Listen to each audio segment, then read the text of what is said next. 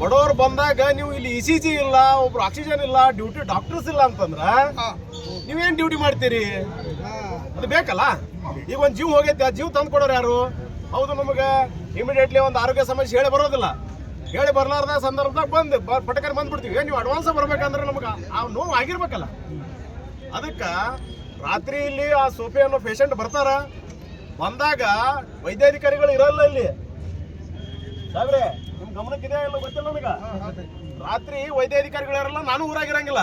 ನಾ ಬೆಳಿಗ್ಗೆ ಬಂದಾಗ ವಿಷಯ ಗೊತ್ತಾಗ್ತೈತೆ ನನಗೆ. ರಾತ್ರಿ ಡ್ಯೂಟಿ ಡಾಕ್ಟರ್ಸ್ ಯಾಕಿಲ್ಲ?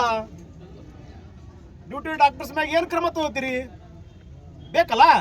ಈಗ ಆಯ್ತು, ಈಗ ನಮ್ಮಲ್ಲಿ ಆ ಫೆಸಿಲಿಟಿ ಇಲ್ಲ ಅಂತ ಒಪ್ಕೋತೀವಿ. ಡ್ಯೂಟಿ ಡಾಕ್ಟರ್ಸ್ ಬೇಕಲ್ಲ. ಆ ಡ್ಯೂಟಿ ಡಾಕ್ಟರ್ಸ್ ಮ್ಯಾಗ ಏನು ಕ್ರಮ ತಗೊಳ್ತೀರ ಅನ್ನೋದು ಬಹಿರಂಗವಾಗಿ ಇಲ್ಲಿ ಪತ್ರಕರ್ತರು ಅದಾರ, ಸಾರ್ವಜನಿಕರು ಸಾರ್ವಜನಿಕರ ಮುಂದೆ ಹೇಳ್ರಿ. ನೀವು ಒಂದು ಜೀವ ಹೋಗೈತಲ್ಲ, ಆ ಜೀವಕ್ಕೆ ಏನು ನ್ಯಾಯ ಕೊಡ್ತೀರಿ ಕೊಡ್ರಿ. ನೀವು ಇಲ್ಲಿ ಸಿಬ್ಬಂದಿ ಇಲ್ಲ, ತಾಲೂಕು ಆಸ್ಪತ್ರೆ ಆಗೈತಿ, ತಾಲೂಕು ಘೋಷಣೆ ಹೀಗಾಗೈತಿ, ಜನಸಂಖ್ಯೆ ಇಷ್ಟೇ ಐತಲ್ಲ. ತಾಲೂಕು ಹೆಚ್ಚಾಗಿಂದ ಜನಸಂಖ್ಯೆ ಡಬಲ್ ಆಗ್ತೈತಾ? ನಮ್ಮ ಒತ್ತಾಯ ಏನಂದ್ರ ಡಾಕ್ಟರ್ಸ್ಗಳು ಯಾಕಿಲ್ಲ, ಯಾಕೆ ಇರ್ಲಾರ ಡಾಕ್ಟರ್ಸ್ಗಳು ಮ್ಯಾಗ ನೀವು ಯಾಕೆ ಕ್ರಮ ಕೈಗೊಳ್ತಾ ಇಲ್ಲ? ಇದೊಂದೇ ಒತ್ತಾಯ. ಈ ಬೇಡಿಕೆ ನೀವು ಈ ಪ್ರಶ್ನೆಗೆ ಉತ್ತರ ಹೇಳ್ಬೇಡ್ರಿ. ಉತ್ತರ ಹೇಳಿ ನಾವು ಇಲ್ಲಿಂದ ಹೋರಾಟ ಹಿಂದೆ ತಗೊಳ್ತೀವಿ. ನಾವು ಮನವಿ ಪತ್ರ ಕೊಟ್ಟು ಇಲ್ಲಿ ಸಿಂಪತಿ ಮಾಡಿ ಯಾರನ್ನೋ ಮೆಚ್ಚಿಸಿ ಹೋಗುವಂತ ಸಂದರ್ಭ ಅಲ್ಲಿದು. ಯಾಕಂದ್ರೆ ಜೀವ ಹೋಗೈತೆ ಒಂದು. ಇದು ಒಂದೇ ಘಟನೆ ಅಲ್ಲಿದು. ಇಲ್ಲಿ ಆದಾಗ ಇಲ್ಲಿ ಆದಂತ ಸಂದರ್ಭದಾಗ ನಮ್ಮನ್ನ ಎಲ್ಲರನ್ನೂ ಕೂಡ ಬಳಸ್ಕೋತಾರ. ಆಗಿಂದ ನಮ್ಮನ್ನು ಕೇಳೋದಿಲ್ಲ. ಎಷ್ಟು ದಿನ ಅಂತ ನಾವು ಸಹಿಸ್ಕೊಂಡ್ ಕುಂದ್ರಮು? ಒಂದು ಜಿಲ್ಲಾಧಿಕಾರಿಗಳಿಗೆ ಏನ್ ಹೇಳ್ತಿರೋ ನಮಗೆ ಗೊತ್ತಿಲ್ಲ, ನೀವು ಸಿಎಸ್ಗೆ ಏನ್ ಹೇಳ್ತಿರೋ ಗೊತ್ತಿಲ್ಲ, ನಿಮ್ DHOಗೆ ಏನ್ ಹೇಳ್ತಿರೋ ಗೊತ್ತಿಲ್ಲ. ನಮ್ಮ ಪ್ರಶ್ನೆಗೆ ನಿಮ್ಮ ಉತ್ತರ ಏನು? ಕ್ರಮ ಕೈಗೊಂಡ್ರೆ ಈ ಸದ್ಯ ಕ್ರಮ ಕೈಗೊಂಡು ಮೇಲಾಧಿಕಾರಿಗಳಿಗೆ ಲೆಟರ್ ಮಾಡಿದ್ದು ನಮಗೆ ಕೊಡ್ರಿ. ಇಲ್ಲ ಯಾಕಿಲ್ಲ ಅನ್ನೋ ಕಾರಣ ಹೇಳ್ರಿ. ಏನ್ ನಿಮ್ಗೇನು ಕ್ವಾರ್ಟರ್ಸ್ ಪ್ರಾಬ್ಲಮು? ಏನ್ ನಿಮ್ಗೆ ಇಲ್ಲಿ ಇರಲಾರ್ದಕ್ಕೆ ಪ್ರಾಬ್ಲಮು? ಬೇಕಲ್ಲ. ಈಗ ನಾವು ಪದೇ ಪದೇ ಪದೇ ಪದೇ ಹೇಳ್ಕೊತ ಹೋಗೋತ ಮನವಿ ಕೊಡ್ಕೋತ, ಮನವಿ ಯಾರಿಗೆ ಕೊಡ್ತೀರಿ? ಸರ್ಕಾರ ಕಿವಿ ಕೇಳೋದಿಲ್ಲ, ಕಣ್ ಕಾಣೋದಿಲ್ಲ. ಅಂತ ಜನಪ್ರತಿನಿಧಿಗಳು ನಮ್ಮ ಜನಪ್ರತಿನಿಧಿಗಳು ಅದಾರ. ಸರ್ ಮಂದಿ ಸಾತ್ರೇನು, ಯಾರು ಉಳಿದ್ರೇನು?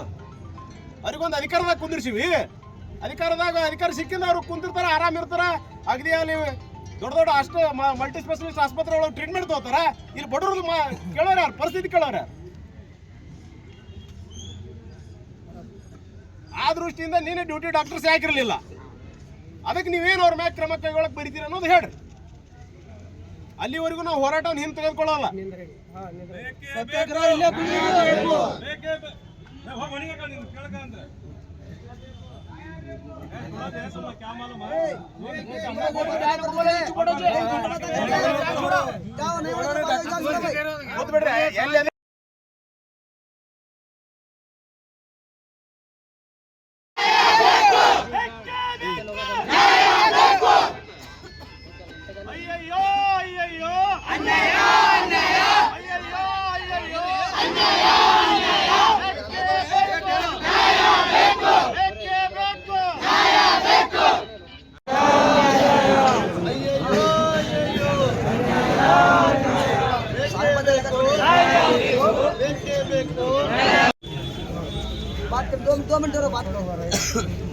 ಈಗ ವಿಷಯ ಅಂತೂ ಮುಗಿಸಿದಾರೆ.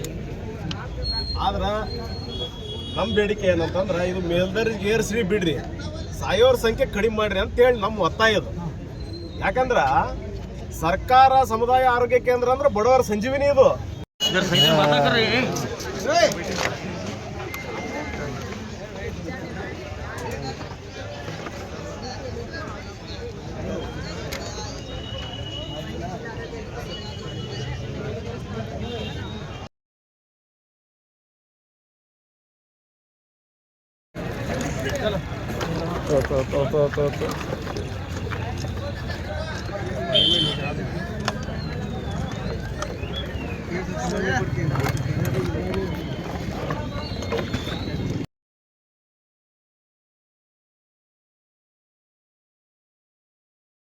ಅಹಿತಕರವಾದ ಘಟನೆ ನಡೀಲಾರ್ದಂಗೆ ನೋಡ್ಕೊಳಕ್ಕೆ ಅವ್ರಿಗೆ ಹೇಳಿದ್ವಿ.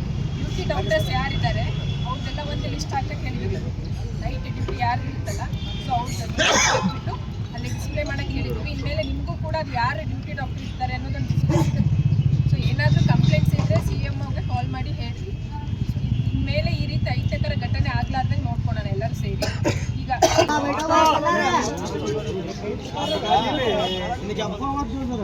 ತಾಲೂಕು ತಾಳಿಕೋಟೆ ತಾಲೂಕು ಆಡಳಿತ ಮಂಡಳಿದ ಹೆಂಗೈತಂದ್ರ ಪರಿಸ್ಥಿತಿ, ಎತ್ತಿಗೆ ಜ್ವರ ಬಂದ್ರೆ ಎಮ್ಮಿಗೆ ಬರೀ ಹಾಕೋ ಲೆಕ್ಕಕ್ಕೆ ಅದಾರ. ಮಾತಾಡೋದು ನೋವು ಆಗ್ತಿರ್ಬೇಕು ಇಲಾಖೆಯವರಿಗೆ. ಆದ್ರೆ ಎತ್ತಿಗೆ ಜ್ವರ ಬಂದ್ರ ಎಮ್ಮಿಗೆ ಬರೀ ಹಾಕಿದ್ರಂತ.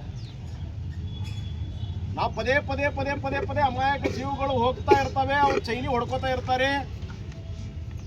2 ಲಕ್ಷ 3 ಲಕ್ಷ ಸಂಬಳವನ್ನ ತಗೊಂಡು ಅಗ್ದಿ ಆರಾಮ್ ಚೈನಿ ಒಳಗೆ ಅವರು ಎಂಜಾಯ್ ಮಾಡ್ಕೊತ ಹೋಗ್ತಾರ. ಆದ್ರೆ ಏನ್ ದುರ್ದೈವ ಅಂದ್ರೆ ಮೇಡಮರ, ಬಡವರ ಜೀವ ತರೋದು ಆತೈತ. ಈಗ ಆಗೈತಿ ಬಿಡ್ರಿ ಅಂತೀರಿ, ನಾನು ಅದನ್ನ ಒಪ್ಕೋತೀನಿ. ಈಗ ಜೀವ ತಂದಿದ್ದು ಒಳಗೆ ತರೋದು ಆಗೋದಿಲ್ಲ.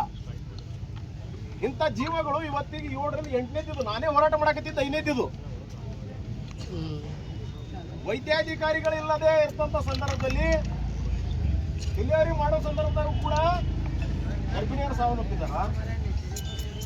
ಎಲ್ಲ ಇಡೀ ತಾಳಿಕೋಟೆ ಸಮುದಾಯ ಆರೋಗ್ಯ ಕೇಂದ್ರದ ಸಿಬ್ಬಂದಿಗಳು, ಇಡೀ ತಾಳಿಕೋಟೆಯಲ್ಲಿರ್ತಕ್ಕಂಥ ವೈದ್ಯಾಧಿಕಾರಿಗಳು ನಮ್ಮ ಜೊತೆ ಡಿಸ್ಕಸ್ ಮಾಡಿ ಕೇಳಿದ್ರೆ ಹಿಂಗಾಗ್ಲಾರ್ದ ನೋಡ್ಬೇಕಂತ ಹೇಳಿದ್ರಿ. ಮತ್ತೆ ಇದಕ್ಕೆ ಹೊಣೆ ಯಾರು?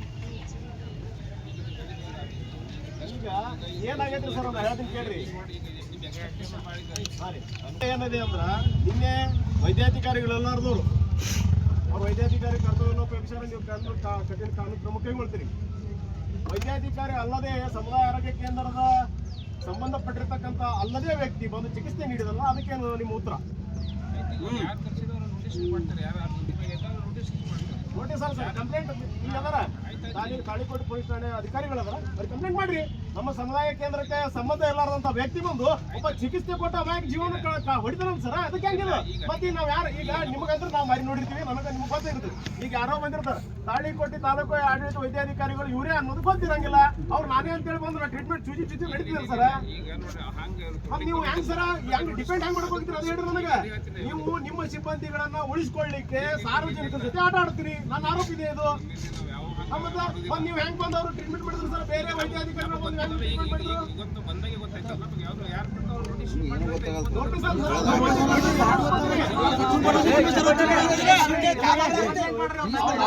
ಅವರು ಸಂಬಂಧ ಎಲ್ಲ ಏನ್ ನೋಟಿಸ್ ಕೊಡ್ತೀರಿ ಸರ್ ನೀವು?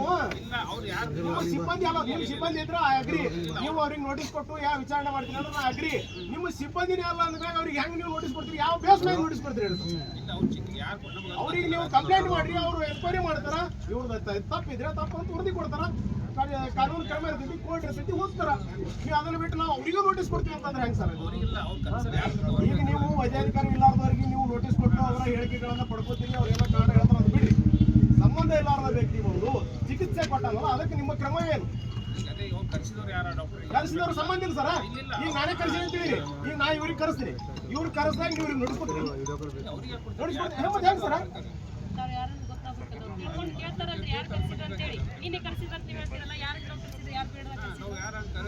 ಅವ್ರಿಗೆ ಹಾಸ್ಪಿಟಲ್ ಸಿಬ್ಬಂದಿ ಇನ್ನೇನೇನು ಬಿಡೋಣ? ವೈದ್ಯಾಧಿಕಾರಿ ಬಂದು ನಾ ವೈದ್ಯಾಧಿಕಾರಿ ಚಿಕಿತ್ಸೆ ಕೊಟ್ಟಾನ.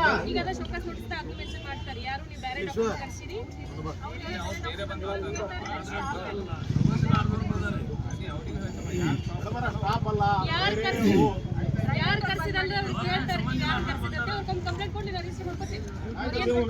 ಯಾರಿದ್ದಾರೆ ಒಂದು ಸಂಬಂಧಿಕರು ಪೀರ್ಸ. ನಿನ್ನೆ ನಾವು ಸ್ಥಳೀಯವಾಗಿ ಆಸ್ಪತ್ರೆಗೆ ಬಂದಿದ್ದೀವಿ. ಬಂದಂತ ಸಂದರ್ಭದಲ್ಲಿ ಇಲ್ಲಿ ವೈದ್ಯಾಧಿಕಾರಿ ಇಲ್ಲದೆ ಇರುವ ಸಂದರ್ಭ ಯಾರೋ ಬೇರೆ ವೈದ್ಯಾಧಿಕಾರಿಗಳು ಬಂದು ತಾಳಿಕೋಟೆ ಸಮುದಾಯ ಆರೋಗ್ಯ ಕೇಂದ್ರಕ್ಕೆ ಸಂಬಂಧ ಇರಲಾರದ ವ್ಯಕ್ತಿ ಬಂದು ನಮಗೆ ಚಿಕಿತ್ಸೆ ಕೊಟ್ಟ, ಚಿಕಿತ್ಸೆ ಆಗಿಂದ ಅದು ಮೃತಪಟ್ಟಿದ್ದಾನೆ ಅಂತೇಳಿ ಕಂಪ್ಲೇಂಟ್ ಕೊಡು. ನೋಡೋಣ ಎನ್ಕ್ವೈರಿ ಏನ್ ಮಾಡ್ತಾರೆ.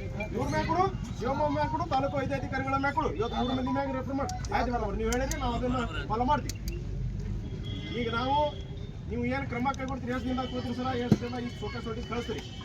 ಈಗ ಅವ್ರ ಮ್ಯಾಗ ಕ್ರಮ ಏನಾಗ್ತೈತಿ ಮತ್ತು ಬದಲಾವಣೆ ಏನಾಗ್ತೈತಿ? ಇದು ಈ ಡ್ಯೂಟಿ ಡಾಕ್ಟರ್ಸ್ಗಳು ಇಲ್ಲೇ ಇರ್ತಾರೋ ಅಥವಾ ಮನೆ ಹೋಗಿ ಮುಖತಾರ?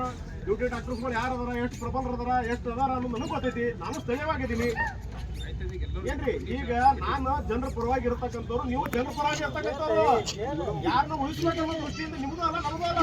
ಆದ್ರೆ ಬದಲಾವಣೆ ಮಾಡ್ಬೇಕಾಗಿರೋದು ನೀವು, ನಾನು ಬದಲಾವಣೆ ಮಾಡೋದಾಗಲ್ಲ ಸರ್.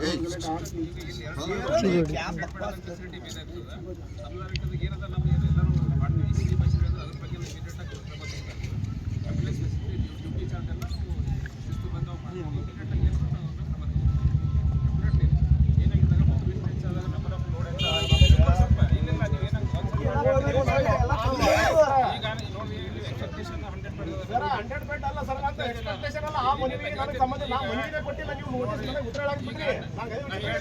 ನಾನು ಇನ್ನ ನಿಮಗೆ ಮನವಿನೇ ಕೊಟ್ಟಿಲ್ಲ. ನೀವು ಏನ್ ಹೇಳಾಕತ್ತೀರಿ? ನಂದೆಲ್ಲ ಮನವಿ ಹೇಳಾಕತ್ತೀರಿ. ನಾನು ಏನ್ ಹೇಳಾಕತ್ತೀನಿ?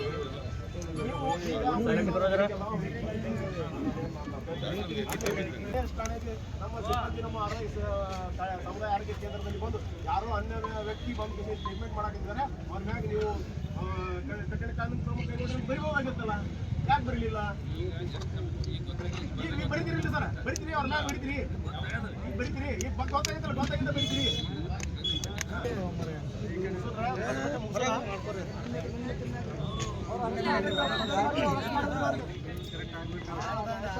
ಆರೋಪಿ ಯಾರು ಅರೆಸ್ಟ್ ಆಗ್ಬೇಕ್ರಿ.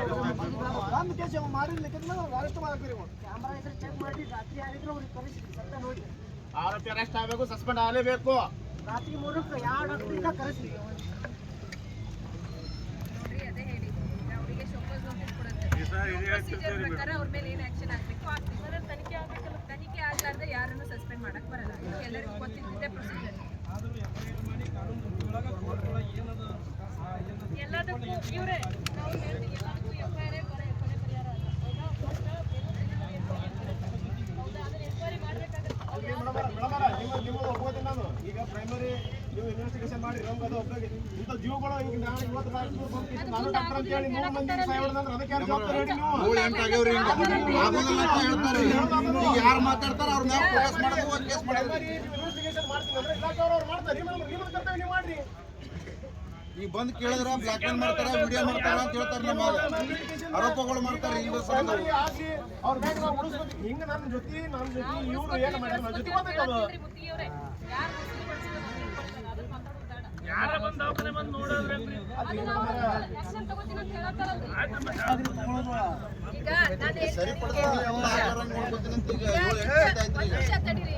ಈಗ ಇದು ಇನ್ಫ್ರಾಸ್ಟ್ರಕ್ಚರ್ನಾಗ ಏನ್ ಕರೆಕ್ಟ್ ನಡೆಯಕತ್ತಿಲ್ಲ ಅದನ್ನ ಸರಿಪಡಿಸ್ಬೇಕು. ನೀವು ಹೇಳತ್ತೀರಲ್ಲ ಡ್ಯೂಟಿ ಡಾಕ್ಟರ್ ಇರಲ್ಲ ನೈಟ್ ಅಂತ ಹೇಳಿ, ಅದನ್ನ ಸರಿಪಡ್ಸಕ್ಕೆ ಏನ್ ಮಾಡ್ಬೇಕು ಅದನ್ನ ಮಾಡ್ಬೇಕು. ಒಂದು ಪ್ರಾಬ್ಲಮ್ ಸಾಲ್ವ್ ಆಗುತ್ತೆ. ಇದು ಆಗಿಲ್ಲ ಅಂದ್ರೆ ನಮ್ಮ ಮುಂದೆ ಹೇಳಕಂತ ನೈಟ್ ಡ್ಯೂಟಿ ಡಾಕ್ಟರ್ ಅಲ್ಲಿ ಇರಕತ್ತಿಲ್ಲ, ಸರಿಯಾಗಿ ಚಿಕಿತ್ಸೆ ಆಗಕತ್ತಿಲ್ಲ ಅಂತ ಹೇಳಿ ನಡೀರಿ. ಆಮೇಲೆ ಮೆಡಿಸಿನ್ಸ್ ವ್ಯಾಕ್ಸಿನ್ಸ್ ಏನು ಹೇಳ್ರಿ, ಸ್ಟಾಕ್ಸ್ ಮೇಂಟೈನ್ ಮಾಡಕ್ ನೋಡೋಣ ಅಂತ. ವಿದಿನ್ ಇನ್ಫ್ರಾಸ್ಟ್ರಕ್ಚರ್ ಏನೇನು ಮಾಡಬೇಕು ಎಲ್ಲಾನು ಸರಿಪಡಿಸೋಣ ಅಂತ. ಇನ್ನು ಮೇಲಿಂದ ತಾಲೂಕು ಹಾಸ್ಪಿಟಲ್ ಅದು ಆಗೋದೆಲ್ಲ ಗೌರ್ಮೆಂಟ್ ಲೆವೆಲ್ನಾಗ ಆಗುತ್ತೆ. ಹೌದಾ? ಸೊ ಅದು ಅಲ್ಲಿ ಗೌರ್ಮೆಂಟ್ ಲೆವೆಲ್ನಾಗ ಪ್ರಪೋಸಲ್ ಆದಮೇಲೆ ಇದನ್ನು ರೆಡಿ ಮಾಡ್ಕೊಳೋಣ. ಈಗ ನಿನ್ನೆ ಆದ ಇನ್ಸಿಡೆಂಟಲ್ಲಿ ಏನು ಪ್ರೊಸೀಜರ್ ಮಾಡಬೇಕು ಅದನ್ನು ಮಾಡಕತ್ತೀವಿ. ಹೌದಾ? ಯಾರು ಡ್ಯೂಟಿ ಡಾಕ್ಟರ್ ಇದ್ರು ನಿನ್ನೆ ರಾತ್ರಿ ಅವ್ರಿಗೆ ಸಪೋಸ್ ನೋಟಿಸ್ ಕೊಡುತ್ತೆ. ಇನ್ನು ಯಾರು ಬಂದಾರೋ ಅದನ್ನು ತನಿಖೆ ಮಾಡ್ತೀನಿ ಅಂತ ಹೇಳತ್ತಾರೆ, ಕಂಪ್ಲೇಂಟ್ ಮಾಡಿ ಅಂತ ಹೇಳಿ. ಸೊ ಹೀಗಾಗಿ ಇದರ ಮುಂದೆ ಈ ರೀತಿ ಆಗದೆ ಇದ್ದಿರೋ ನೋಡ್ಕೊಂಡ್ರೆ ಇವತ್ತಿದ್ದು ಇಲ್ಲಿ ಮುಗಿಸೋಣ. ಮುಂದೆ ಏನಾದರೂ ಈ ಥರ ಕಂಪ್ಲೇಂಟ್ಸ್ ನಿಮ್ಮ ಗಮನಕ್ಕೆ ಬಂದರೆ ನಾವಿರ್ತೀವಿ, ಜಿಲ್ಲಾಧಿಕಾರಿಗಳು ಇರ್ತಾವೆ, ನಮ್ಮ ಜಿಲ್ಲಾಧಿಕಾರಿಗಳಿಗೆ ಕಳಿಸಿ ಅದನ್ನು ಸರಿಪಡಿಸ್ಬೇಕು.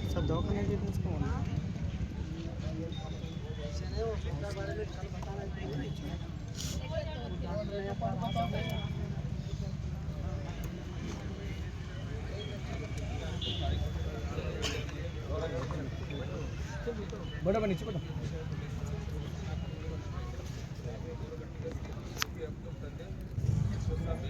ಚಿಕಿತ್ಸೆಗಾಗಿ ಬಂದಾಗ ರಾತ್ರಿ ಕರ್ತವ್ಯದ ವೈದ್ಯಾಧಿಕಾರಿ ಇಲ್ಲದೇ ಇರುವುದರಿಂದ ಚಿಕಿತ್ಸೆ ನೀಡಲು ತೊಂದರೆಯಾಗಿತ್ತು.